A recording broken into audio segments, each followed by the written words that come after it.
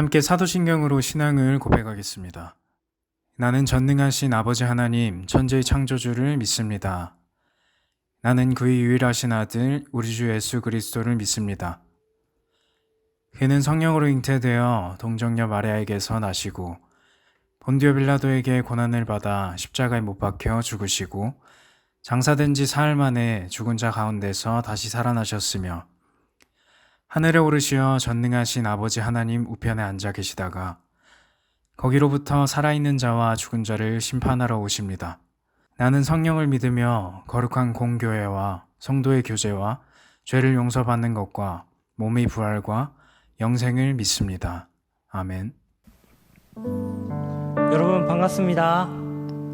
오늘도 방 구석구석마다 은혜를 찾아가는 은혜로 여러분들에게 찾아가는 이 방구석 수련회에 오신 여러분들을 진심으로 환영합니다. 우리 함께 이 찬양을 하였으면 좋겠습니다.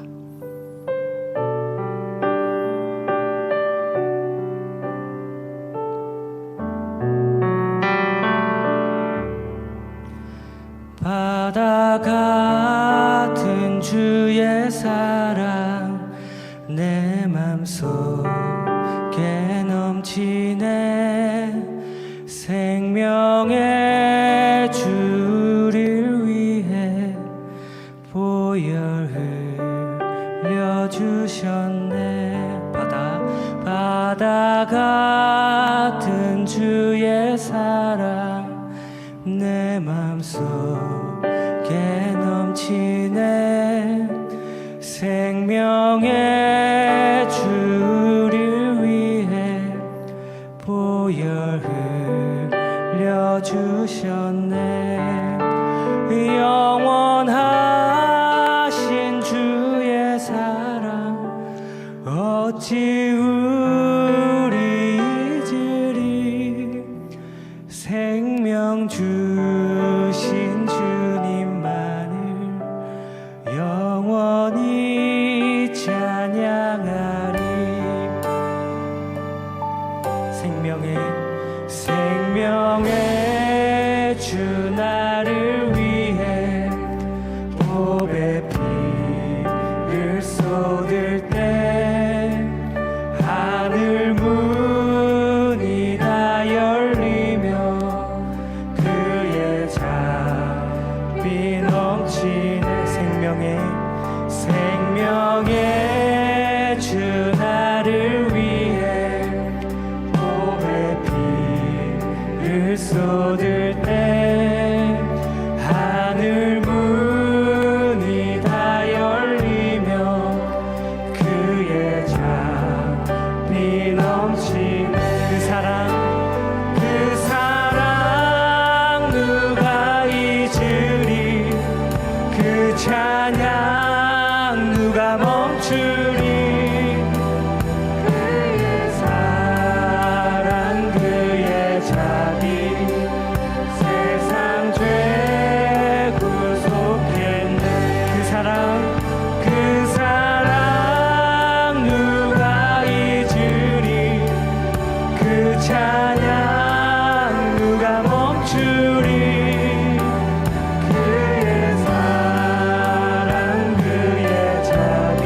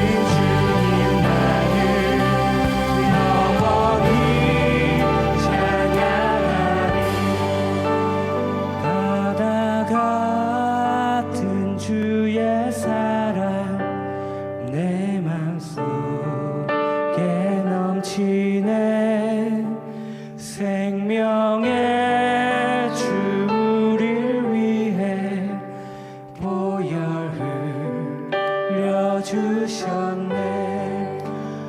영원하신 주의 사랑 어찌 우리 잊으리. 생명 주신 주님만을 영원히 찬양하. 생명 주신 주님만을 영원히 찬양. 생명 주신 주님만을, 생명 주신 주님만을 영원히 찬양하리. 아멘. 여러분, 하늘에 계신 아버지 하나님, 우리의 생명의 주관자로서 우리를 지키시고 인도해 주시는 하나님, 우리의 타락과 연약함으로 끊임없이 하나님께 죄를 지음에도 불구하고 그리스도를 통해 우리를 버리지 아니하시고 자녀로 삼아 주시는 은혜의 하나님, 영광과 존귀를 받기에 합당하신 하나님을 찬양합니다. 아무것도 할 수 없을 것 같은 이 상황에 저희들에게 지혜를 주시고 또 여건을 허락해 주셔서 방구석 수련회를 열게 해주시고 전국에서 한 마음과 한 뜻으로 참여하게 해주셔서 감사합니다.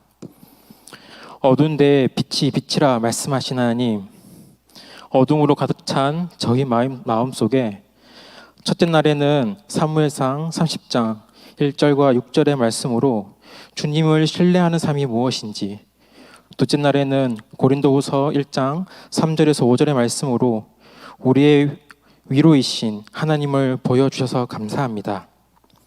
오늘 마지막 말씀 시간에도 예수 그리스도의 얼굴에 있는 하나님의 영광을 아는 빛을 우리 마음에 비춰 주십시오. 이 빛을 통해 우리가 하나님께서 만드신 질그릇임을 깨닫게 해 주십시오. 세상은 질그릇은 은그릇을 이길 수 없고 은그릇은 금그릇을 이길 수 없다고 말합니다.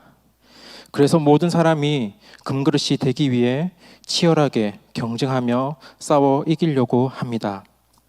그러나 하나님께서 창조하신 이 세상에서 그리스도를 통해 완성해 가시는 하나님의 나라는 내가 어떤 그릇이 되는가에 달려있지 않음을 깨닫게 해 주십시오.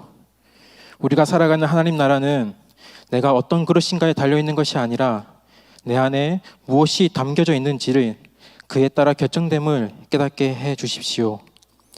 우리가 사방으로 우겨쌈을 당하여도 쌓이지 않고 답답한 일을 당하여도 낙심치 않고 박해를 받아도 버림받지 않고 거꾸로 뜨림을 당해도 망하지 않을 수 있는 것은 내 그릇에 담겨있는 그리스도를 통해 나타나시는 하나님의 능력 때문임을 말씀을 통해 밝혀 보여주십시오. 우리의 환경이 하나님과의 만남을 가로막을 수 없음을 고백할 수 있는 것은 우리의 간절함이나 우리의 의지가 아니라 이 세상을 창조하시고 지금도 다스리시며 우리의 아버지가 되신 하나님께서 친히 찾아와 주심을 믿기 때문입니다. 이 시간 우리에게 찾아와 주시옵소서. 아직 말씀을 듣는 이들 가운데에 그리스도를 믿지 못하는 자들이 있습니다. 이 시간을 통해 이들 마음속에 그리스도를 고백하는 구원의 믿음을 허락해 주십시오. 그리스도를 믿기는 하지만 믿음이 어려서 아직 힘들어하는 이들에게는 오늘 듣는 말씀이 굳건한 믿음의 반석이 되게 해 주십시오. 그리스도를 온전히 믿는 이들에게는 더 겸손한 마음으로 말씀을 듣게 해 주셔서 그리스도의 장성한 분량에 이르는 성숙한 믿음으로 자라는 시간이 되게 해 주십시오. 주께서 이 시간에도 풍성히 은혜를 부어 주실 것을 믿으며 우리를 구원하신 예수 그리스도의 이름으로 기도합니다. 아멘.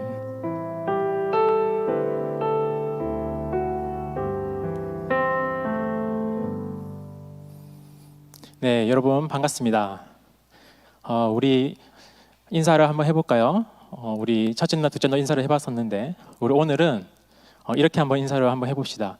혹시 같이 듣고 계신 분들은 옆에 있는 친구들에게 혹시 혼자 이 영상을 보고 계신 분은 자기 자신에게 이렇게 한번 인사를 합시다.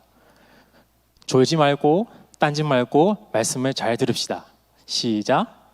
졸지 말고 딴짓 말고 말씀을 잘 들읍시다.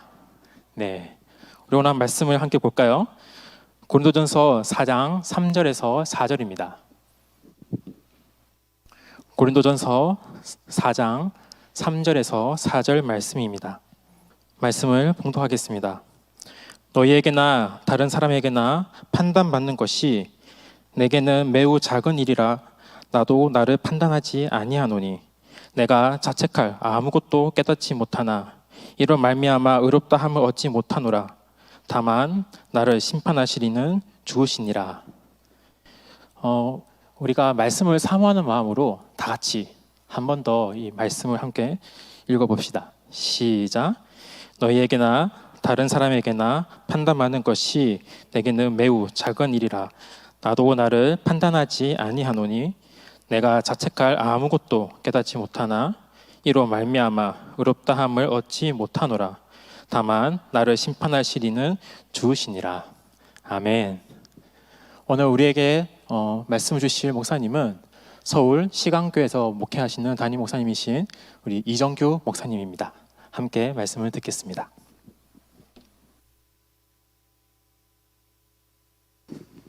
네, 온라인으로 듣고 계시는 분들도 잘 들리시리라고 생각합니다. 오늘 제가 여러분들하고 나눌 말씀은 이 본문을 통해서 성경이 말해주는 자아 정체성에 관한 문제입니다. 제목이 이제 그리스도 안에서 나는 누구인가라는 제목인데, 그러니까 아마 처음부터 끝까지 나는 누구인가, 나는 어떤 존재인가, 혹은 내 삶의 목적은 무엇인가, 나의 가치는 어디에 두어야 하는가, 이런 질문과 우리는 씨름하게 될 겁니다. 이 질문에 대해서 우리가 올바른 답을 내리는 것은 굉장히 중요합니다. 왜냐하면 우리가 이 질문에 대해서 올바른 답을 내리지 못한다면 우리의 삶이 의미 없게 느껴지고, 그리고 내가 굉장히 가치 없게 느껴질 것이기 때문입니다. 그리고 이것이 심해지면요, 그러니까 내 삶의 의미와 가치와 목적을 찾지 못하기 때문에 심지어는 아주 극단적인 선택을 하기도 하죠. 여기 계신 분들 중에서 물론 이제 뭐 굉장히 다양한 연령대가 있을 것 같아요. 중1도 그렇고 고3도 있을 거고요. 그리고 청년들도 있을 거고, 그리고 듣고 계시는 분들도 마찬가지일 거라고 합니다. 사실 이 정체성의 문제는 나이가 들어도 똑같습니다. 항상 이제 수능이 지나고 나면은 이제 제가 마음속으로 바라는 바이기도 하고요. 올해는 좀 극단적인 선택을 한 사람의 이야기가 들리지 않았으면 좋겠다라는 생각을 하곤 합니다. 왜냐하면은 종종 굉장히 끔찍하게도 수능 성적이 나온 것을 보고 나서 이제 비관해서 극단적인 선택을 하는 친구들이 있기 때문입니다. 그런 분들의 이야기를 자세히 들어보면 사실 그러니까 뭐 수능 점수가 나온 수능 점수가요 그렇게 막 완전히 망했다 그런 것도 아니에요. 뭐 전국 꼴찌라서 내가 뭐 비관해서 자살했다 이런 사람은 없어요. 생각해보면, 그러니까 남들이 보기에는 저 정도도 꽤 괜찮은 점수인데 라고 생각하는 사람들이 이제 그런 극단적인 선택을 하는 거죠. 왜 그럴까요? 그러니까 자기가 생각할 때 자아 정체성, 그리고 자기가 생각할 때 나의 가치가 이만큼이란 말이에요. 그죠? 그러니까 수능 성적이 이만큼 나와야 내가 가치로운 존재가 돼요. 근데 실제로 그것보다 훨씬 떨어졌습니다. 그러면 그때 그냥 이번 수능 망했구나 이렇게 생각하고 넘어갈 수 있잖아요. 근데 그때 어떤 생각을 하게 되면 나라는 존재가 무너졌다. 나는 무의미한 존재가 되었다. 나는 쓸모없는 사람이야. 나는 가치롭지 않아. 라는 생각까지 떨어져 버린 거죠. 그죠? 다시 말하면 수능 성적에 자신의 가치 혹은 자신의 정체성을 둔 것입니다. 여러분들의 이해를 돕기 위해서 이 예를 들긴 했지만 여러분들은 굉장히 다양한 곳에 여러분들의 가치와 정체성을 둘 것입니다. 근데 실제로 이 문제에 있어서 여러분들이 올바른 곳에, 올바른 터전에 여러분들의 정체성을 두지 않는다면 여러분들이 삶을 살면서, 물론 그런 극단적인 선택을 하지는 않더라도 삶을 살면서 만족감과 행복감을 누리기가 굉장히 어려울 겁니다. 사실 이 문제에 대해서 이제 대답해주는 과거의 대답과 현재의 대답은 좀 판이하게 다른 면이 있습니다. 과거에는 이렇게 답했습니다. 나는 누구인가? 라는 질문에 대해서 나는 내 의무다 혹은 나는 내 역할이다 이렇게 대답을 했습니다. 나는 내 의무다, 나는 내 역할이다. 무슨 말이냐면요, 그러니까 내가 예를 들면 공부하는 학생이에요. 그러면 나의 자아 정체성은 거기에 있는 겁니다. 그죠?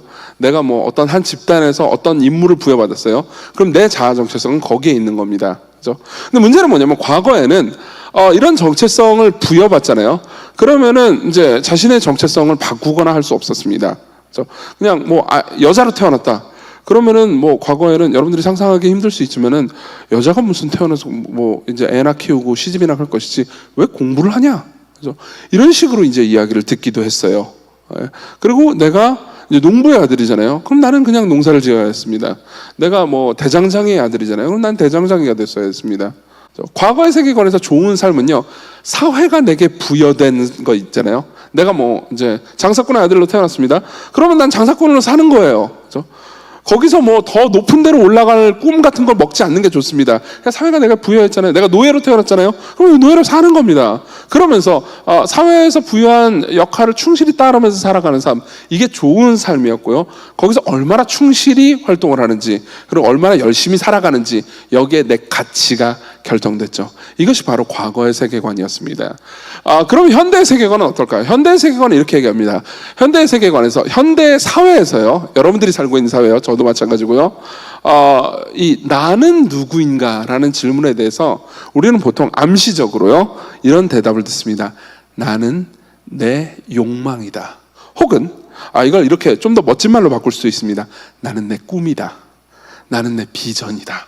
그래서 내가 바라고 싶은 것, 내가 하고 싶은 것, 내가 뭘 하고 싶은지, 내가 어떤 욕망인지, 이게 진짜 나다라고 배워왔죠. 그래서 현대 세계관의 사람들은 자신의 정체성 그리고 자신의 가치에 대해서 이렇게 배워옵니다. 네가 꿈꾸는 것, 그게 너다.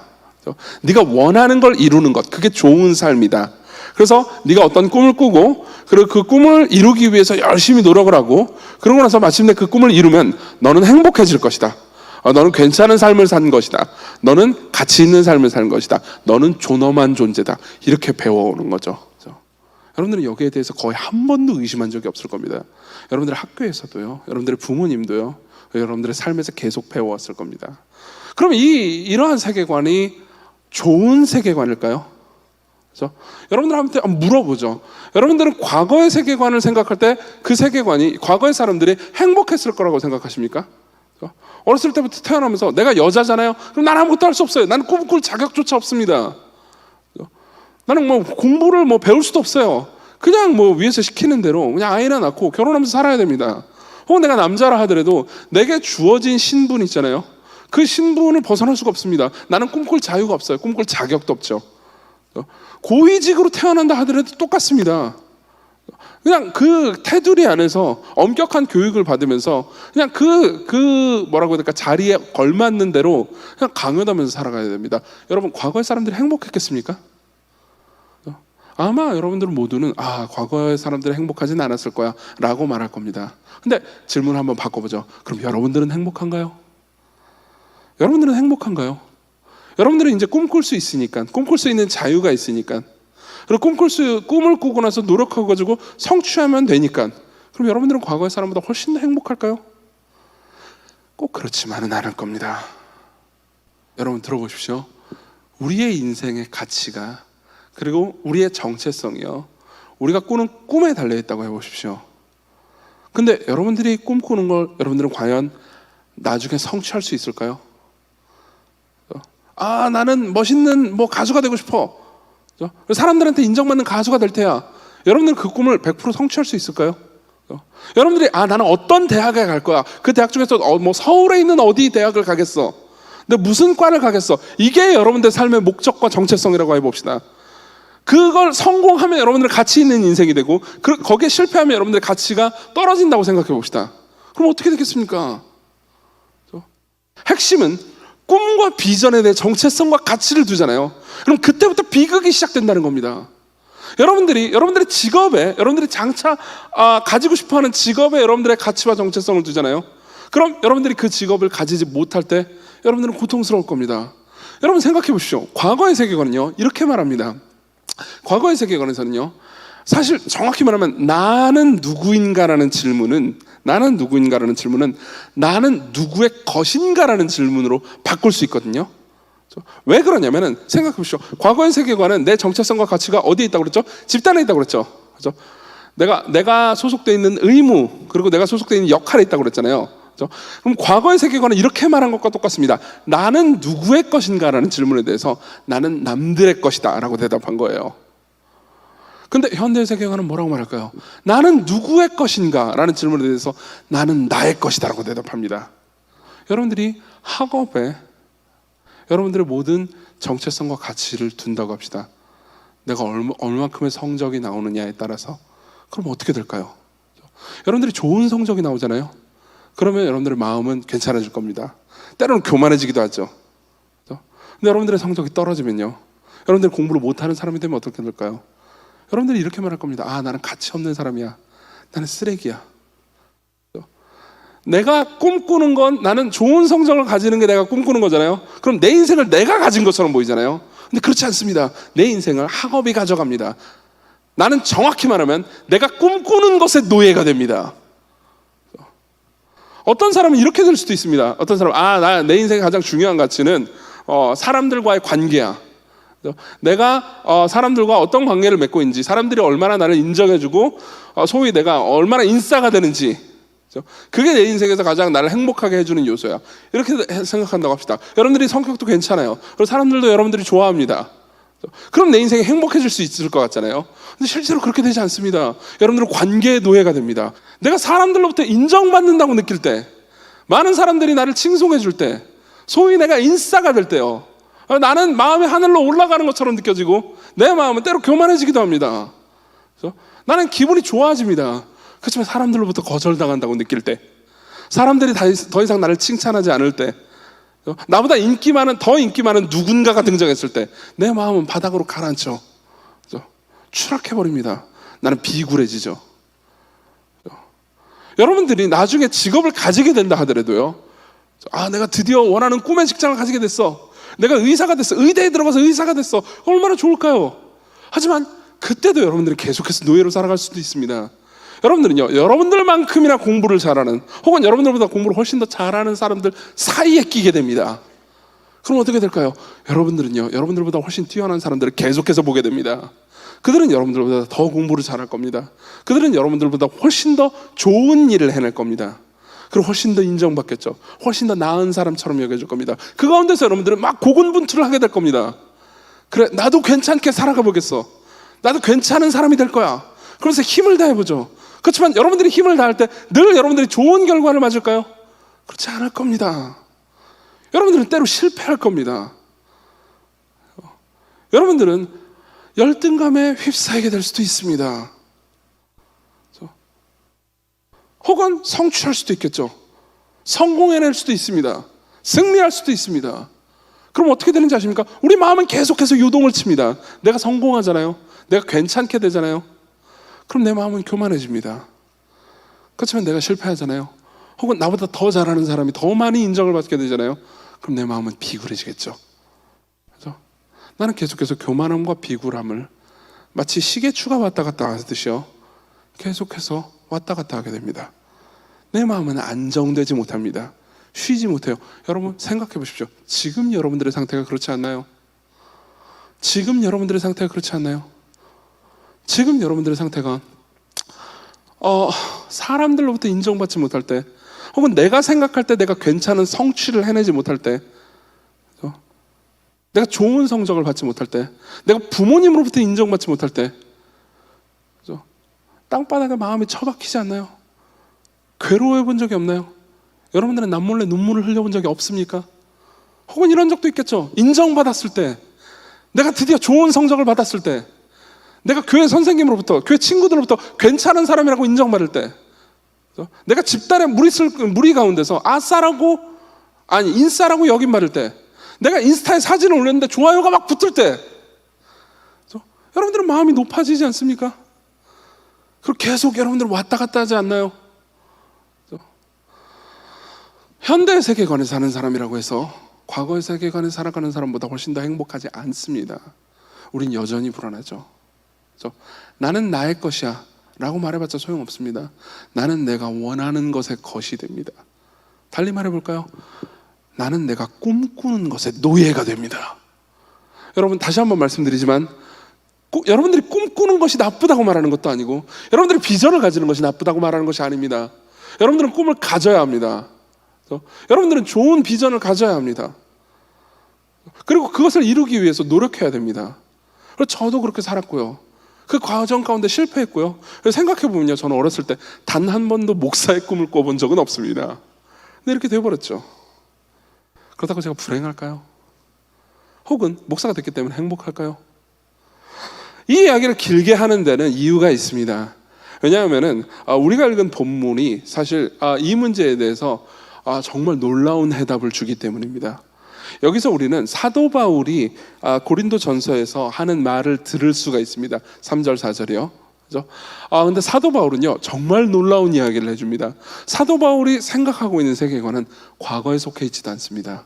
그죠? 나는 남의 것이다 라는 세계관에 속해 있지 않아요. 그렇다고 해서 사도 바울은 현대의 세계관에 있는 것도 아닙니다. 나는 나의 것이다 라고 말하지 않아요. 그죠? 나는 나의 것이다. 그럼 보통 우린 행복하다고 느낄 수도 있습니다. 여러분들이 예를 들면, 하나의 예를 더 들어드리죠. 여러분들이 예를 들면요, 뭐 이럴 때가 있을 겁니다. 남들이 나를 인정해주지 않아도, 그죠? 내가 생각할 때 나를 인정해주면, 내가 생각할 때 내가 괜찮은 사람이면 나는 그냥 괜찮은 사람이야. 이렇게 교육받아 본 적이 있을 겁니다. 남들이 너를 인정해주지 않아도 네가 생각할 때 자신감을 가져, 그죠? 마음을 크게 가져, 그죠? 너 스스로를 사랑해, 자존감을 높이렴, 이런 이야기를 들어본 적이 있을 겁니다. 여러분, 이 이야기가 다 나쁘다고 말하는 게 아닙니다. 하지만 이런 것들이 여러분들을 정말로 해결해 주나요? 남들이 여러분들을 인정해 주지 못한다고 해서 내가 나를 인정하면 되지, 그러면 여러분들이 마음이 편안해지나요? 사도 바울은 뭐라고 말할까요? 왜 갑자기 사도 바울로 건너뛸까요? 왜냐하면 사도 바울은요, 완전히 새로운 자아상을 가지고 있기 때문입니다. 사도 바울은요, 우리 보통 사람들이, 그죠? 현대의 사람이든 과거의 사람이든요, 도무지 가지고 있지 않았던 세계관을 가지고 있습니다. 그리고 그게 우리가 읽은 3절 4절에 있죠. 3절 4절을 읽어봅시다. 제가 읽어드릴게요. 자, 3절 봅시다. 우리 같이 읽어볼까요? 자, 성경 펴고 있죠. 이 모니터에 나오네요. 같이 읽어봅시다. 시작. 너희에게나 다른 사람에게나 판단받는 것이 내게는 매우 작은 일이라 나도 나를 판단하지 아니하노. 잠깐만요, 설명해 드릴게요. 자, 지금 배경을 좀 말씀드리겠습니다. 사도 바울은 지금 고린도 교회라는 교회에 편지를 보내고 있습니다. 아마 어제도 이제 고린도 후서로 말씀을 들었으니까 여러분들이 익숙하실 겁니다. 고린도 교회는 어떤 교회였냐면, 사도 바울이 2차 전도 여행을 할 때 자신이 개척한 교회입니다. 자신이 가서 거기에 있는 시민들에게 복음을 전하고, 그리고 아주 오랜 기간 동안 헌신적으로 그들을 사랑하면서 복음을 계속해서 전하고 섬기고, 사실상 자신의 모든 것을 내어주어서 그들을 섬겼어요. 그렇죠? 그리고 나서 이제 한참 뒤에 다른 곳으로 갑니다. 다른 곳으로 가서 이제 또 복음을 전하죠. 근데 굉장히 슬픈 소식을 듣게 됐습니다. 사도 바울은 어떤 소식이냐면, 고린도 교회 내에 싸움이 있다는 걸 알게 됐어요. 그렇죠? 어떤 싸움이 있었냐면, 이제 바울이 떠나고 나서도 아주 훌륭한 목사님들이, 훌륭한 설교자들이 그 고린도 교회를 방문해서 말씀을 전해줬습니다. 베드로나 아볼로 같은 사람이었죠. 그러니까 사람들이 어떤 식으로 이제 반응을 했냐면은, 아볼로가 설교를 잘하네. 그럼 나는 아볼로파. 어떤 사람은 베드로가 설교를 잘하는군. 나는 베드로파.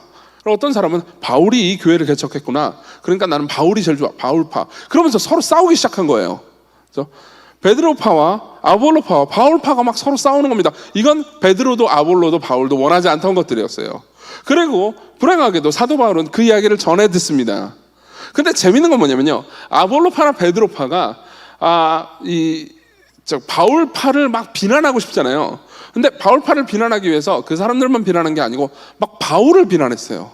바울을 향해서 바울 걔가 예수님의 진짜 제자 아니잖아. 진짜 바울이 사도가 맞아? 걔가 말하는 거 이거 막 가짜 아니야? 걔 이단 아니야? 이런 식으로 막 비난을 한 거죠. 근데 생각해 보십시오. 바울 입장에서는요, 자신이 목숨을 걸고 선교를 가서 개척한 교회일 뿐만 아니라 그렇게 자신을 비난하는 사람들이 다 자신이 사랑하는 사람들이었어요. 그렇죠? 여러분들도 이런 경험을 해본 적이 없습니까? 누군가 여러분들이 마음을 준 사람이 있습니다. 그 사랑을 줘본 적이 있어요. 그래서 여러분들이 마음을 주고 사랑을 다 줬는데 배신당해 본 경험이 있지 않습니까? 그렇죠? 사도 바울도 평생에 걸쳐서 사람들로부터 계속해서 배신을 당했습니다. 그럼 어떨까요? 사도 바울은 굉장히 마음이 고통스럽지 않을까요? 내가 사랑했던 사람들로부터 배신당합니다. 내가 사랑했던 사람들이 나를 비난해요. 그럼 마음이 굉장히 괴롭겠죠. 근데 사도 바울은 뭐라고 말합니까? 3절에서 이렇게 말합니다. 너희에게나 다른 사람에게나 판단받는 것이 내게는 매우 작은 일이라고요. 무슨 말일까요? 그들이 나를 판단하는 것이 나한테는 그렇게 큰 일이 아니라는 겁니다. 물론 아무 일도 아니라고 말하는 건 아닙니다. 슬픈 일이긴 하죠. 사람들이 나를 비난해요. 그렇기 때문에 슬프긴 슬픕니다. 그렇지만 그게 아주 큰 일이라고 말하진 않아요. 작은 일이죠. 그렇죠? 왜 그럴까요? 왜 그럴까요? 혹시 이게 이런 마음일까요? 사람들이 뭐라고 나를 비난하든 내가 생각할 때 내가 나는 괜찮아. 나는 그냥 잘났으니까 괜찮아. 니들이 나를 니들이 뭔데 나를 평가해? 이런 마음일까요? 그래 보이진 않습니다. 그래 보이진 않습니다. 왜 그러냐면 사도 바울은 그 다음에 이런 이야기를 하기 때문이죠. 제가 읽어드릴게요. 3절 처음부터 다시 읽어드리겠습니다. 너희에게나 다른 사람에게나 판단받는 것이 내게는 매우 작은 일이라. 그리고 그 다음에 뭐라고 말하냐면 나도 나를 판단하지 아니하노니. 잠깐만요. 자기도 자기를 판단하지 않는데요. 자기가 생각할 때 자기가 괜찮은 걸 자기가 판단하지 않는답니다. 4절 읽어드릴게요. 내가 자책할 아무것도 깨닫지 못하나 이로 말미암아 의롭다함을 얻지 못하노라. 무슨 말이냐면 이런 겁니다. 내가 생각할 때 곰곰이 생각을 해본 거예요. 지금 저 고린도 교인들이, 내가 사랑했던 그 사람들이 계속해서 나를 비난하고 있어요. 그래서 고민을 해봤습니다. 내가 뭘 잘못했나? 내가 저 사람들한테 실수한 게 있나? 근데 생각을 막 해보니까 아무리 생각해봐도 자기가 잘못한 게 없는 거예요. 고린도 교인들한테 잘못한 게 아무것도 없는 겁니다. 그럼 보통 우리는 이렇게 생각하죠. 아니 쟤들 왜 그래? 이상한 놈들이네. 왜 내가 잘못한 게 아무것도 없는데 저 사람들이 나를 비난해? 그러니까 저놈들이 이상한 놈들이고 저놈들이 나쁜 놈들이고 나는 괜찮아. 보통 우리는 이렇게 넘어가죠. 여러분들 그런 적이 있을 겁니다. 근데 사도 바울은 그렇게 말하지도 않습니다. 뭐라고 말하냐면 이렇게 말하는 거죠. 내가 생각할 때 내가 자책할 게 없다. 다시 말하면 내가 잘못한 게 없는 것 같다. 그런데 그렇다고 해서 내가 의롭다함을 받는 건 아니다. 그렇다고 해서 내가 괜찮은 존재가 아니다. 그러면서 뭐라고 말하냐면 마지막에 이렇게 얘기하죠. 다만 나를 심판하실 분은 주님이시라고요. 이건 완전히 새로운 세계관입니다. 이건 완전히 새로운 마음입니다. 여러분, 세상에 누구도 예수 그리스도를 참으로 따르는 사람들 외에는 세상에 누구도 이런 마음을 가질 수 없어요. 많은 사람들은 남들이 나를 어떻게 평가하느냐에 따라서 마음이 무너지는 사람이거나 아니면 남들이 나를 뭐라고 평가하든 내가 생각할 때 내가 최고야 라고 말하는 사람이거나 둘 중에 하나입니다. 그래서 사도 바울은 남들이 나를 평가하는 거에 대해서 마음이 흔들리지도 않고요. 심지어 자기가 자기를 평가하는 거에 대해서 그걸 막 기뻐하거나 거기에 마음이 매이지도 않습니다. 오히려 완전히 다르게 생각하죠. 남이 나를 어떻게 평가하는지, 심지어 내가 나를 어떻게 평가하는지도 나한테 정말 중요하지 않아. 나한테 제일 중요한 건 예수님이 나를 어떻게 평가하시느냐. 나는 남들의 것도 아니고 나는 심지어 내 것도 아니야. 나는 예수님의 것이야. 나는 주님의 것이야. 이렇게 말하는 거죠. 그렇죠? 이게 사도 바울이 말하는 완전히 새로운 자아입니다. 완전히 새로운 정체성이에요. 바꿔서 말해볼까요?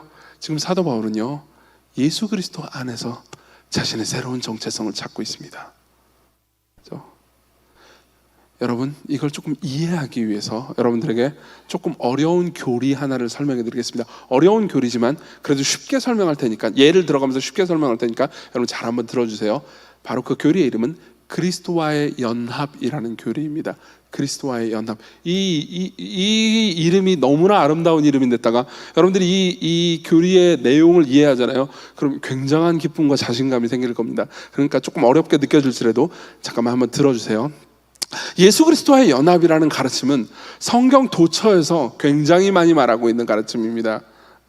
특히 에베소서를 보면요, 사도 바울이 힘을 다해서, 에베소서 1장에 보면요, 힘을 다해서 우리가 예수 그리스도와 연합했다라는 이야기를 하죠.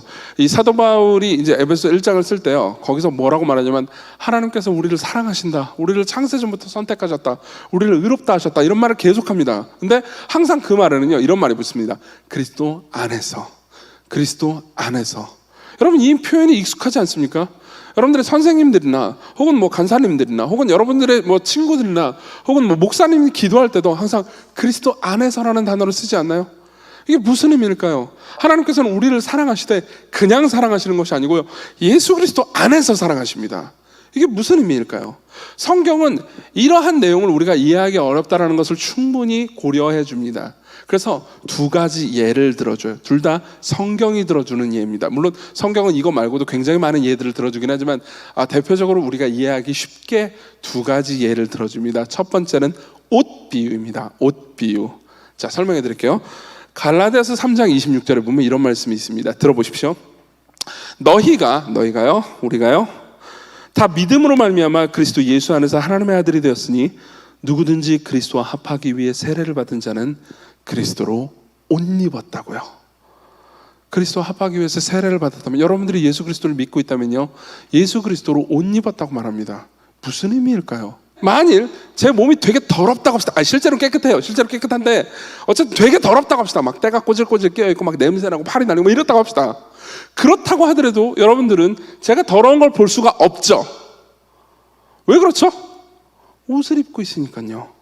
이 옷이 깨끗하기 때문에 제 안에 있는 몸이 더럽다 하더라도 여러분들은 제 더러운 걸 볼 수가 없습니다. 저를 깨끗하게 보겠죠.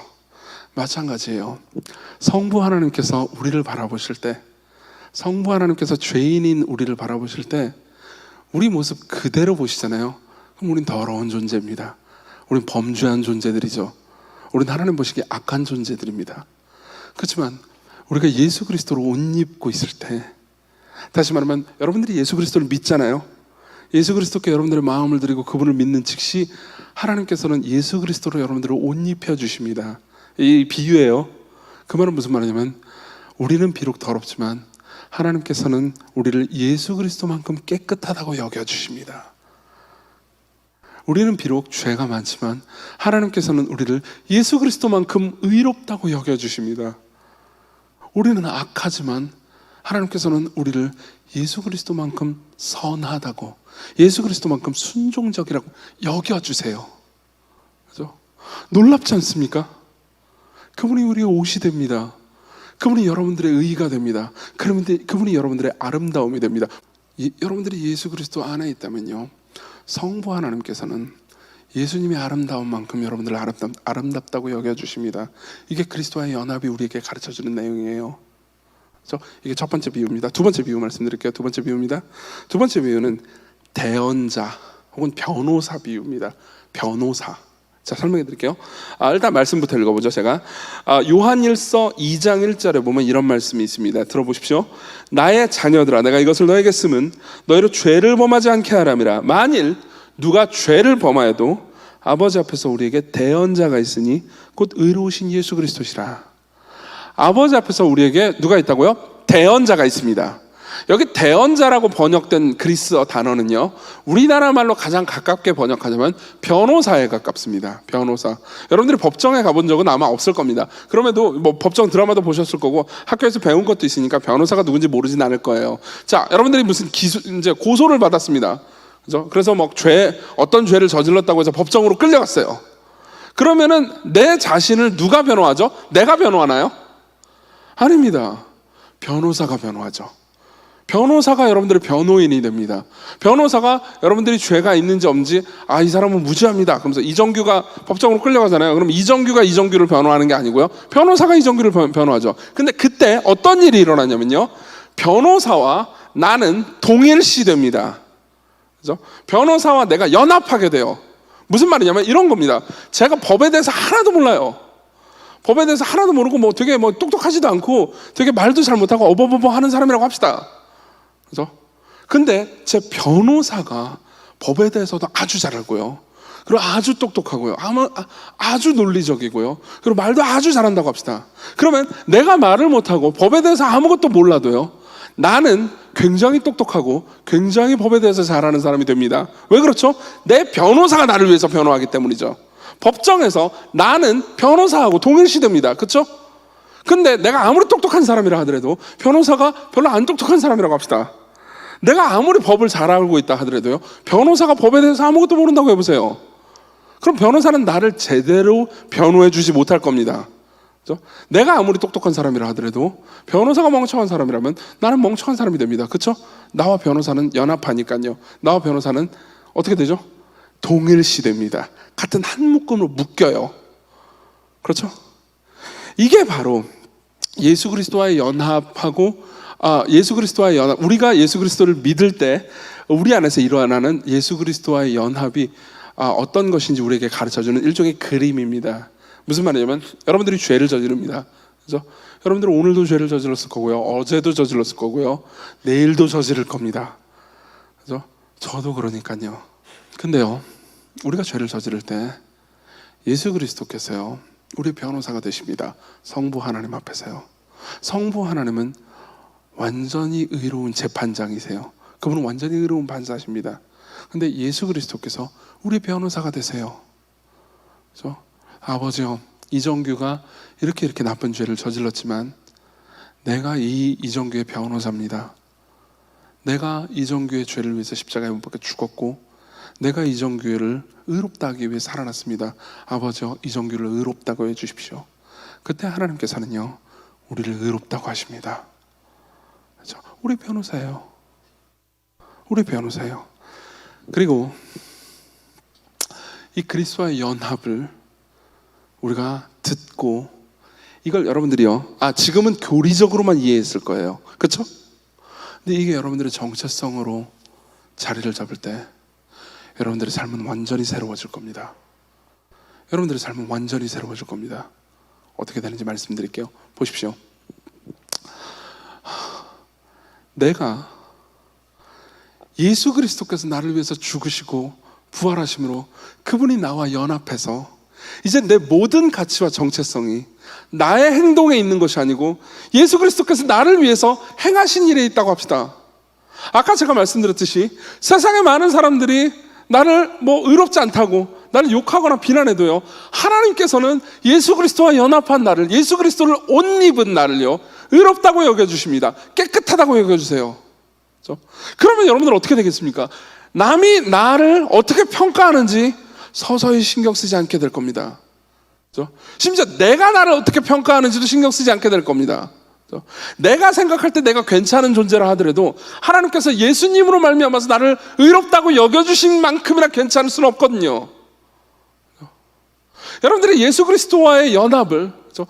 예수님이 여러분들의 정체성이 되셔서, 그렇죠? 내가 너희들의 깨끗함이다, 내가 너희들의 의로움이다, 내가 너희들의 아름다움이다 라고 말하는 그분의 말씀을 여러분들이 진정으로 받아들이잖아요. 그럼 여러분들이 이렇게 될 겁니다. 원래는요, 막 성취하고 성공하잖아요. 그럼 어떻게 되냐면, 그래, 내가 괜찮은 사람이지, 저 실패한 놈들보다 내가 훨씬 나은 사람이야 라고 생각하면서 교만해지겠죠. 그렇지만 여러분들이 그리스도와의 연합을, 예수님을 여러분들의 정체성으로 삼기 시작하잖아요. 그럼 여러분들의 생각이 바뀝니다. 내가 성취해냈어요, 내가 성공했습니다. 그럼 어떻게 생각하냐면, 와, 이건 나는 여전히 죄인인데 하나님께서 나에게 은혜를 주셨구나, 나를 사랑해 주셨구나, 그래서 나한테 이 좋은 것을 주셨구나. 그러니까 내가 하나님께서 주신 이 좋은 것으로 다른 사람들을 섬겨야지. 내 공부를 잘해서 더 좋은 대우를 받을 수 있다면, 내가 더 많이 성공했다면 이걸 가지고 내가 잘 먹고 잘 살아가는 것이 아니고 하나님께서 나에게 주신 선물로 여기면서 사람들을 섬겨야겠다라고 생각할 수 있게 됩니다. 여러분들은 원래 교만해지다가 예수 그리스도를 새로운 정체성과 가치로 생각할 때 여러분들은 겸손해지죠. 그렇죠? 실패할 때도 마찬가지입니다. 실패할 때 우리는 보통, 그렇죠? 자기 자신을 자학하거나 나는 쓸모없는 존재고 아무것도 아닌 존재라고 말하기가 쉽습니다. 그렇지만 여러분 기억하십시오. 그때도요, 여러분들이 실패할 때라도 하나님께서는 예수님 안에서, 예수 그리스도 안에서 여러분들을 영원히 승리한 사람으로 여겨주십니다. 실제로 마지막 날 심판이 있을 때 모든 것을 판결하실 분은 하나님이십니다.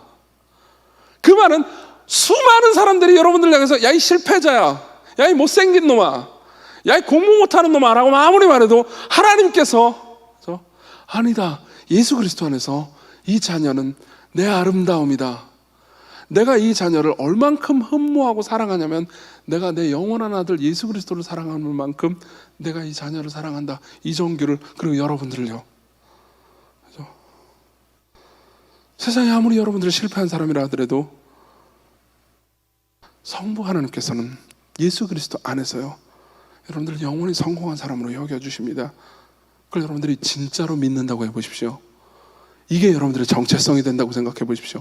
그럼 여러분들 어떻게 되겠습니까? 여러분들의 실패에 좌절하지 않을 겁니다. 여러분들 오히려 이렇게 말하게 될 겁니다. 맞아, 하나님께서 내 삶에서 힘들지만 고통스럽지만 실패를 허락하셨어. 여기에는 선하신 하나님의 계획이 있을 거야. 나는 그분을 신뢰할래. 그러면서 오히려 용기 있게 내 미래를 찾아가겠어. 하나님께 내 삶을 도와달라고 구하면서 여기서 쓰러져 있지 말고 용기 있게 일어나서 하나님 뜻대로 살아가겠어. 이렇게 용기가 생길 겁니다. 여러분들은요, 교만해지거나 비굴해지는 인생을 살면 대신 겸손해지고 담대한 삶을 살게 됩니다.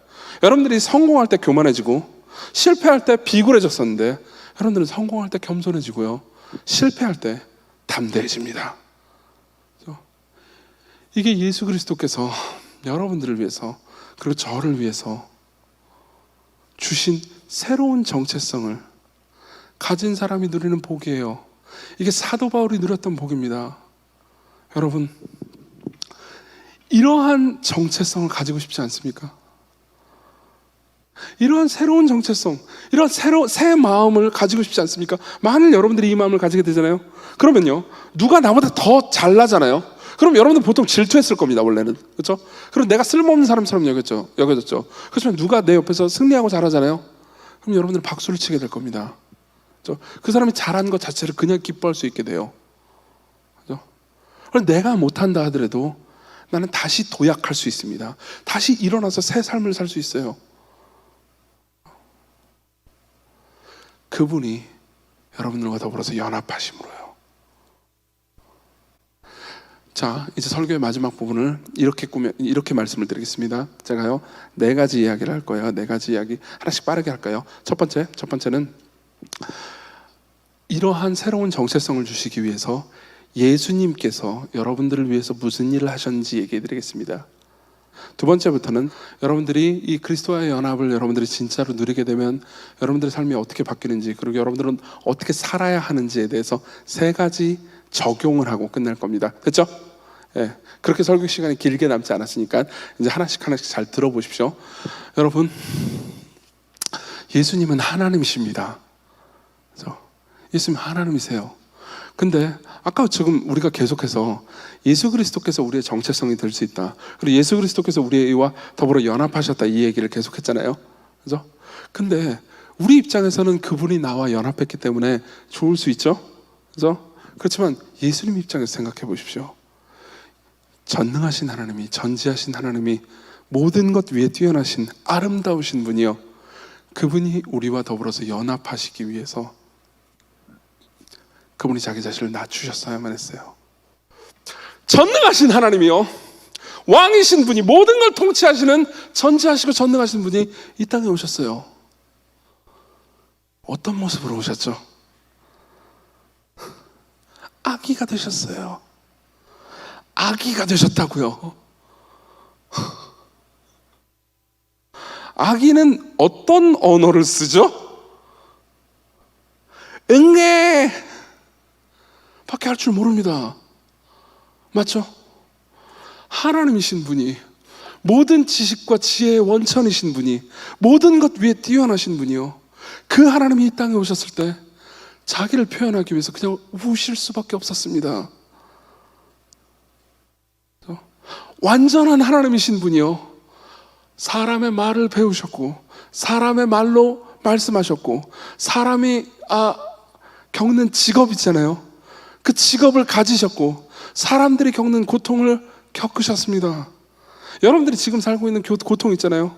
살면서 겪는 고통, 그리고 여러분들이 살면서 겪는 모든 긴장감들, 괴로움들, 관계의 문제들, 이 모든 것들을 그분이 겪으셨어요. 왜요?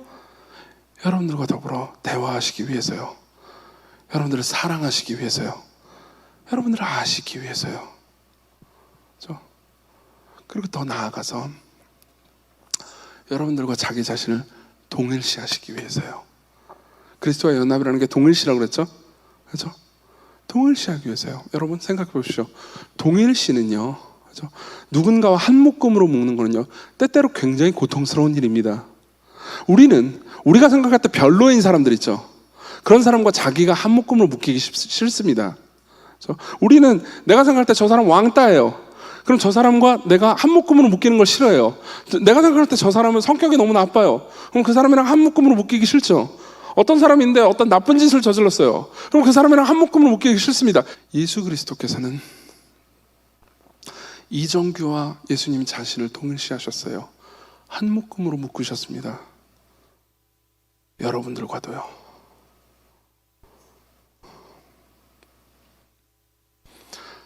가장 높은 곳에서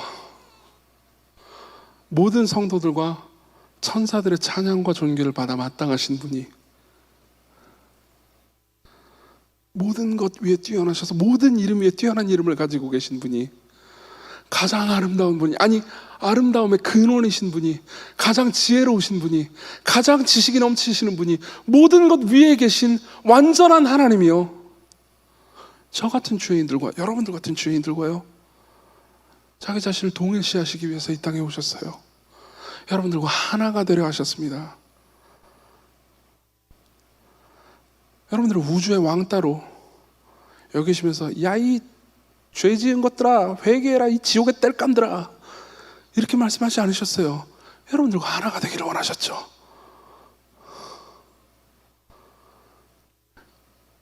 그리스도께서 여러분들을 위해서 자신의 전 존재를 주셨습니다. 그분이요, 여러분들이 하나님을 더 알아갈수록 이 일이 더 놀랍게 보일 겁니다. 이 일이 더 충격적으로 느껴질 겁니다. 아니 뭐? 이렇게 위대한 하나님이, 이렇게 놀라운 하나님이, 이렇게 아름다운 분이 나 같은 사람이랑 하나가 되기를 원하셨다고? 나 같은 사람이랑 한 묶음이 되기를 원하셨다고? 예. 예수 그리스도께서 그 일을 하셨어요.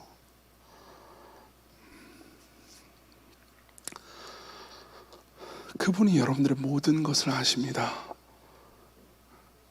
그분이 여러분들과 하나가 되기를 하셨습니다. 적용으로 넘어가죠. 세 가지 적용을 하겠습니다. 첫 번째, 여러분들이 예수 그리스도와의 연합을 진정으로 이해할 때, 예수께서 여러분들과 하나 되기를 원하셨다는 것에 여러분들의 마음이 감동되고 변화가 될 때, 여러분들은 진정으로 기능하게 될 겁니다. 이게 첫 번째예요.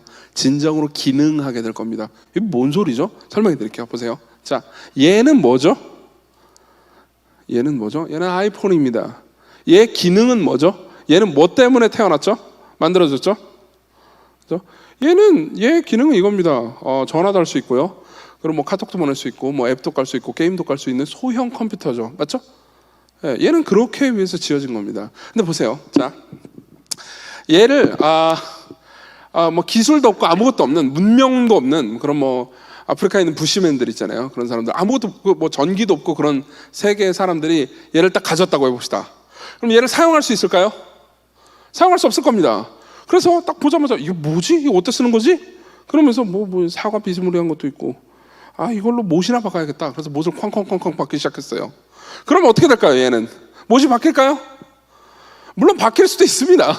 예. 그렇지만 얘가 깨져버리겠죠. 얘는 상처 입게 될 겁니다. 맞죠? 여러분들이 과거의 세계관 안에 있다면 여러분들은 상처 입을 겁니다.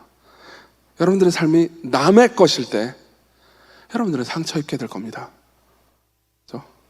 그래서 이 아이폰이요, 화가 났어요. 뭐 화가 났다고 합시다. 얘는 뭐 정신이 없지만 어쨌든 간에 화가 났다고 합시다. 그래가지고 이렇게 결심을 했어요. 나는 남의 것이 아니야. 내 인생은 나의 것이야.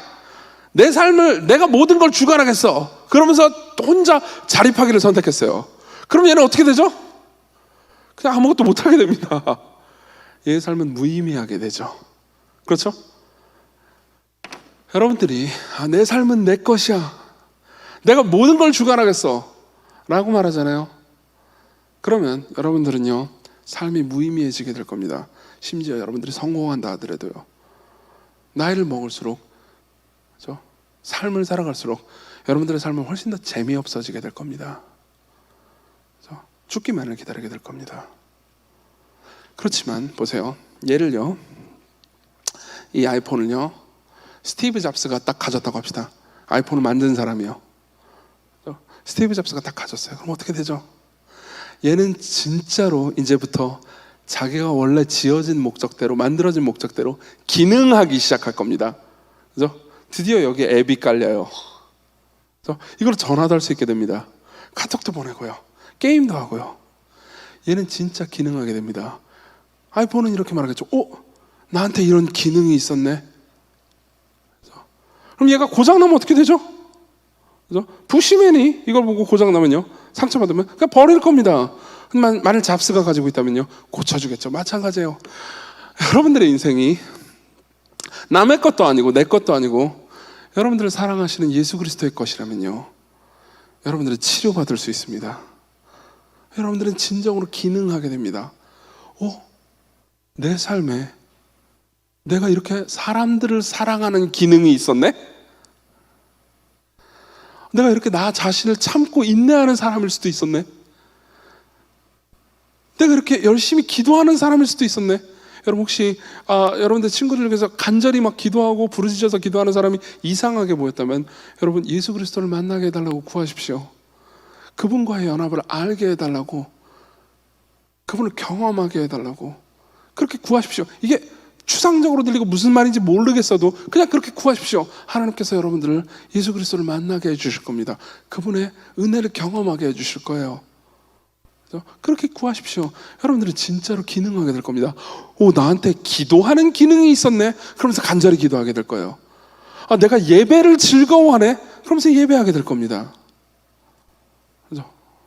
실제로요, 여러분 아마 어제 들었을 건데요, 하이델베르크 교리문답이라는 17세기의 공과교재가 있습니다. 17세기에 살던 경건한 그리스도인들이 만든 문답식의 이 교리 교재죠. 그래서 거기 보면요, 1문에 보면 이런 말이 있습니다. 들어보십시오. 1문은 이렇게 질문을 합니다. 살아서나 죽어서나 당신의 유일한 위로는 무엇입니까? 무슨 말이죠? 살아서나 죽어서나 당신의 유일한 소망, 당신의 유일한 희망, 당신의 유일한 안식, 당신의 위로는 뭡니까? 이렇게 물어보는 거예요. 근데 답이 기가 막힙니다. 답을 전체를 읽지 않겠습니다. 초반부만 읽어드릴게요. 나중에 여러분들 시간이 나시면 하이델베르크 교리문답을 인터넷에 검색하면 나오거든요. 깊이 있게 처음부터 끝까지 진지하게 꼭 읽어보시기를 권합니다. 자, 읽어드릴게요. 답입니다. 살아서나 죽어서나 당신의 유일한 위로는 무엇입니까? 답. 살아서나 죽어서나 나는 나의 것이 아니고 몸도 영혼도 나의 신실한 구주 예수 그리스도의 것입니다. 나는 나의 것이 아닙니다. 여러분 현대 세계관의 사람들이 들으면 기겁을 할 만한 답입니다. 아니 내 인생이 내 것이라는 게 내게 위로지 내 인생이 내 게 아니라는 게 무슨 위로야? 근데 이 하이델베르크 교리문답은 분명히 얘기해 줍니다. 아니야, 내 인생이 내 것이 아니라는 것에서 나는 소망과 희망과 위로를 찾을 수 있어. 이제 내 인생을 내가 책임질 필요가 없어. 내 인생을 나보다 훨씬 더 지혜로우신 분, 나보다 훨씬 더 능력 있으신 분, 내가 나를 사랑하는 것보다 나를 훨씬 사랑하시는 분이 내 인생을 책임지고 있다는 것, 내가 그분의 것이라는 것, 이게 나한테 주는 진짜 위로야. 이게 나한테 해방감을 줘. 이게 나를 자유하게 만들어줘. 여러분 정말로 그렇습니다. 여러분들의 삶을 여러분들이 주관하고 여러분들이 인도하려고 한다면, 여러분들의 삶을 여러분들이 움켜쥐고 있다면 여러분들은 계속해서 고통스러울 겁니다. 여러분들의 삶이 여러분들의 마음대로 굴러가지 않는 것 때문에 괴로워질 겁니다. 여러분들은 계속해서 조바심을 하게 될 거고요, 그리고 계속해서 불안해하게 되겠죠. 그렇지만 맞아, 내 삶의 모든 것은, 내 삶의 주인은 내가 아니야. 그렇기 때문에 내 삶의 모든 걸 내가 책임질 필요가 없어. 내 사랑하는 구주가 내 삶을 다 책임지시니까, 내 삶에 심지어 어려운 일이 있다 하더라도 나는 그분을 신뢰하겠어. 여기서 여러분들은 자유로워집니다. 여러분들은 엄청난 해방감을 누리게 될 겁니다. 이게 첫 번째예요. 여러분들은 정말로 기능하게 됩니다. 여러분들은 진짜로 의미 있는 삶을 살게 되죠. 그렇죠? 이게 꿈과 비전을 가지지 말라는 소린가요? 아니에요. 꿈을 가지십시오. 비전을 펼치십시오. 하고 싶은 일을 정하세요. 그리고 노력하십시오. 그렇지만 그것이 내 손에 달려있지 않다고 말하십시오. 그 모든 것이 하나님께 달려있다고 믿으세요. 그럼 주께 자기 자신을 드리십시오. 그래서 이렇게 말하세요. 하나님, 제가 뭐가 되기 위해서, 뭐 의사가 되기 위해서, 변호사가 되기 위해서, 뭐 간호사가 되기 위해서, 무슨 예술가가 되기 위해서 제가 이렇게 마음을 정했습니다. 그리고 열심히 살 거예요. 하지만 내 삶의 주인이 내가 아니잖아요. 하나님, 당신이 내 삶의 주인이시잖아요. 힘껏 노력할 테니까 제 삶을 인도해 주세요. 실패하더라도 당신을 신뢰합니다. 그리고 내가 생각했던 것보다 훨씬 더 좋은 길을 나에게 보여주실 것을 믿어요. 저는 이번에 수능을 봅니다. 수능을 보는데 하필 코로나 터져가지고 수능도 밀리고 좀 마음이 불안합니다. 하지만 내 삶의 주인이 내가 아니고 하나님이시니까 하나님을 신뢰합니다. 나를 인도해 주세요. 내가 그때까지는 노력하겠습니다. 그렇지만 내 삶을 당신이 책임져 주세요. 여기서 여러분들은 자유로워집니다.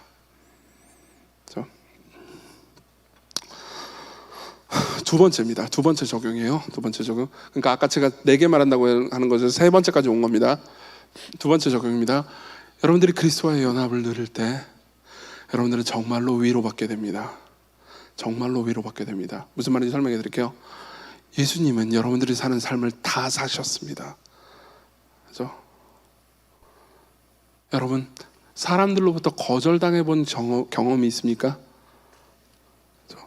예수님도 그 경험이 있으십니다. 예수님은요, 사람들로부터 거절당해 본 여러분들의 마음을 아십니다. 근데요, 단순히 그분이 전지하시기 때문에, 다시 말하면 모든 것을 지식으로 아시기 때문에 아시는 정도가 아니에요. 경험하셨기 때문에 아십니다. 경험하셨어요. 여러분, 혹시 가족을 죽음으로 잃어본 경험이 있는 분이 계십니까? 성부 하나님도 그러셨습니다. 성부 하나님도 십자가에서 자신의 영원한 아들이 죽음을 맞는 것을 보셨습니다. 다른 모든 종교의 신들도요, 내가 너희들의 고통을 안다 라고 말할 수 있습니다. 그렇지만 다른 어떤 종교의 신들도 고통을 경험해 본 신은 없습니다. 그렇지만 우리가 믿는 하나님은 달라요. 우리가 믿는 예수 그리스도는 고통을 경험하셨습니다. 직업을 가지고 살아가는 삶이 얼마나 고통스러운지 그분은 아십니다. 왜냐하면 그분은 몫으로 사셨거든요.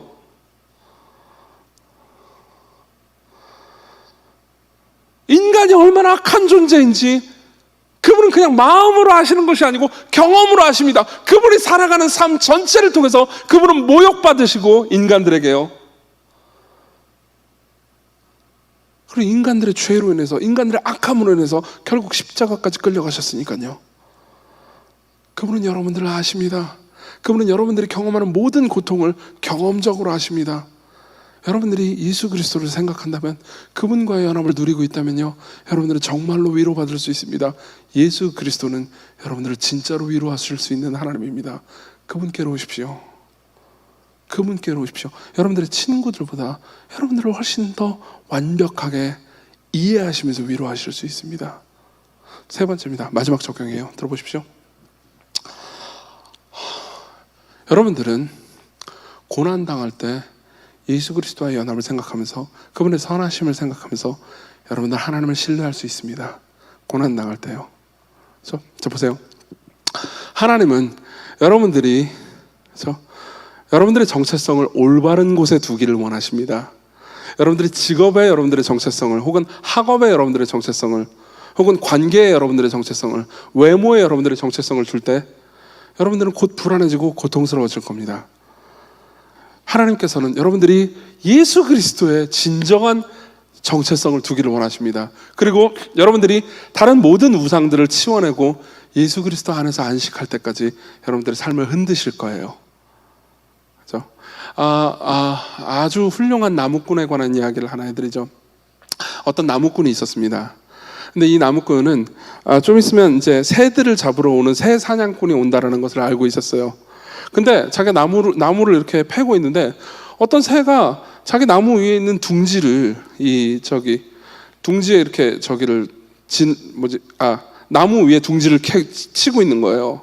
그래서 저걸 보면서 잘못하면 저 새 사냥꾼이 와가지고 저 둥지 떨어뜨린 다음에 새를 잡아먹겠는 걸? 이라는 생각을 했습니다. 그럼 어떻게 해야 될까요? 새한테 와가지고, 자, 새야, 얘기를 좀 해보자. 좀 있으면 나무꾼이 올 거야. 이렇게 말할 수 있나요? 없죠. 그럼 어떻게 했냐면 나무를 팼습니다. 그죠? 나무를 쓰러뜨렸죠. 그럼 새 입장에서는 어떨까요? 새 입장에서는 집 다 지어놓고 집을 지으려고 하는데 저 인간이 방해한 거예요, 나무꾼이. 그래서 나무꾼은 새를 위하는 마음으로 나무를 팼는데 새는 저 인간이 내가 집 짓는 겁니다 방해하는 거예요. 그래서 다른 나무로 가가지고 거기서 집을 짓고 있었습니다. 근데 나무꾼이 또 와요. 그래서 또 나무를 쓰러뜨립니다. 자기 기초가 막 흔들려요. 그럼 새는 분노하겠죠. 저 나무꾼은 도대체 뭐지? 왜 내가 가는 곳마다 따라다니면서 나를 괴롭히지? 그래서 결국 여기저기 나무를 옮겨다니다가 결국은 사람이 닿기 힘든 곳에 높은 바위 위에 집을 짓기 시작했습니다. 그제야 나무꾼은 안심했죠. 아, 이제 새 사냥꾼이 와서 새를 잡을 수 없겠구나. 이제 새는 안전해졌겠구나 라고 생각하면서 돌아갔습니다. 근데 새는 뭐야 저 나무꾼 미친놈 아니야? 이랬겠죠. 이 이야기를 왜 하는지 아십니까? 하나님께서는요, 여러분들이 바위 위에 집을 지을 때까지, 다시 말하면 여러분들을 사랑하셔서 자신의 목숨을 버리신 예수 그리스도께 여러분들의 삶의 의미와 가치를 두기까지 계속해서 여러분들을 흔드실 겁니다. 그분이 여러분들을 괴롭히기 위해서 그 일을 하는 거라고 믿지 마십시오. 여러분들을 사랑하셔서 여러분들이 진정으로 안식과 평안을 누리게 하시기 위해서 그분이 그 일을 하신 겁니다. 예수 그리스도께로 오십시오. 그분 안에 있을 때 하나님께서는 여러분들을 있는 모습 그대로 사랑하신다라고, 여러분들을 아름답다고, 여러분들을 위대하다고 여겨주실 겁니다. 우리 같이 찬양 한 곡 부를까요?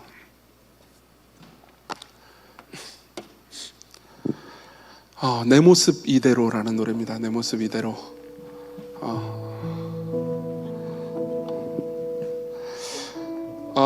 가사를 좀 제가 읽어드릴게요.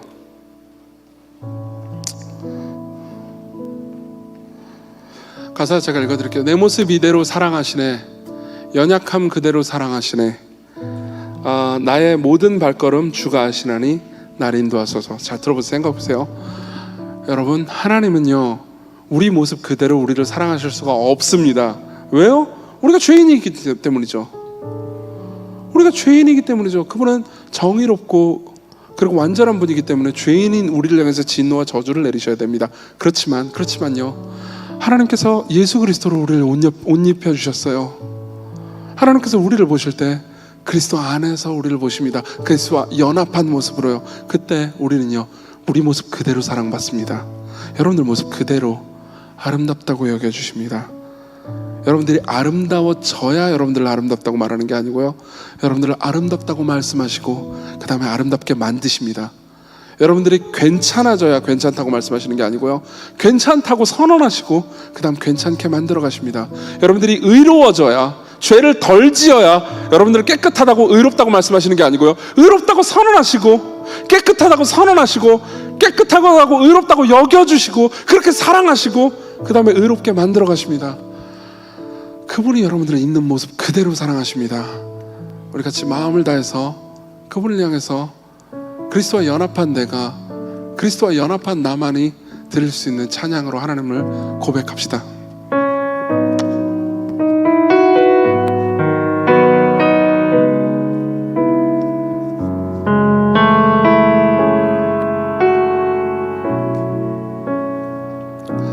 내 모습 이대로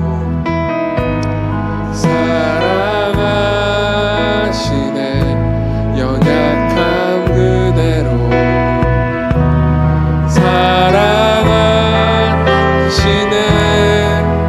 나의 모든 발걸음 주가 하시나니 날 인도하소서. 주의 날개 아래 거하는 것, 주의 임재 안에 거하는 것,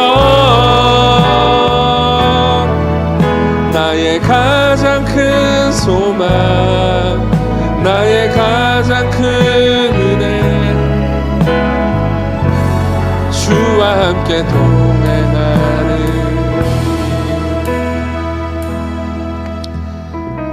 우리 같이 기도합시다. 제가 여러분들에게 드리고 싶은 기도 제목은 이겁니다. 여러분 뭐 적용하기 위해서 실천적으로 어떻게 살아야지 뭘 해야지 이런 걸 결정하기 전에요, 이런 걸 기도하기 전에 이렇게 기도를 합시다. 나를 위해서 자신을 낮추셔서 나 같은 죄인과 자기 자신을 동일시하신 예수님의 사랑을 알 수 있게 해달라고 구합시다. 여러분 성령 하나님께서 여러분들이 기도할 때 아주 기쁘게 그리고 능히 여러분들을 그리스도께서 얼마나 여러분들을 사랑하시는지 가르쳐 주실 수 있습니다. 같이 기도합시다. 여러분 마음을 다해서 간절히 기도합시다. 그분이 나를 얼마나 사랑하시는지, 정말로 그분이 나를 사랑하셔서 자기 자신을 낮추시고, 우리는 사람들을 좋아하거나 받아들여주거나 하려고 하지 않지만 정말 그분이 나를 사랑하셔서 나를 받아주시고 나를 깨끗하게 여겨주시기 위해서 나와 동일시하셨다는 것, 나와 자기 자신을 묶으셨다는 것, 나의 옷이 되셨다는 것, 그 사랑을 내가 알게 해주십시오. 그 사랑 안에서 내가 쉬게 해주십시오.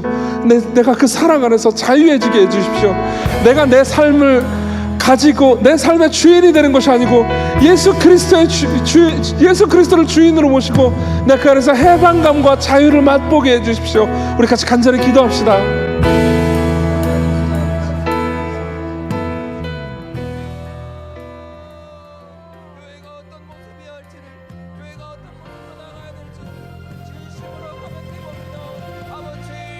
방구석 수련회 그리고 3주간의 주일 예배 가운데 허락하셨던 말씀을 기억하게 하시고 그 말씀대로 살아갈 수 있도록 기도합시다. 삶으로 하나님의 말씀을 이 땅에 드러낼 수 있는 우리가 되도록 기도합시다. 하나님 앞에 그동안 제대로 살아가지 못했던 나의 삶을 회개하고 하나님 앞에 정직하게 살아갈 수 있도록 기도합시다. 교회가 교회다움을 회복하여 교회가 복음의 통로가 될 수 있도록 기도합시다. 죄로 인해 우리의 무너진 일상이 회복될 수 있도록 기도합시다. 보배를 담은 질그릇답게 하나님을 의지함으로 세상을 위로할 수 있는 우리가 되게 기도합시다. 함께 주기도문으로 예배를 마치겠습니다. 하늘에 계신 우리 아버지여, 이름이 거룩히 여김을 받으시오며 나라가 임하시오며 뜻이 하늘에서 이루어진 것 같이 땅에서도 이루어지리다. 오늘 우리에게 일용할 양식을 주시옵고 우리가 우리에게 죄진 자를 사하여 준 것 같이 우리 죄를 사하여 주시옵고 우리를 시험에 들게 하지 마시옵고 다만 악에서 구하시옵소서. 나라와 권세와 영광이 아버지께 영원히 있사옵나이다. 아멘.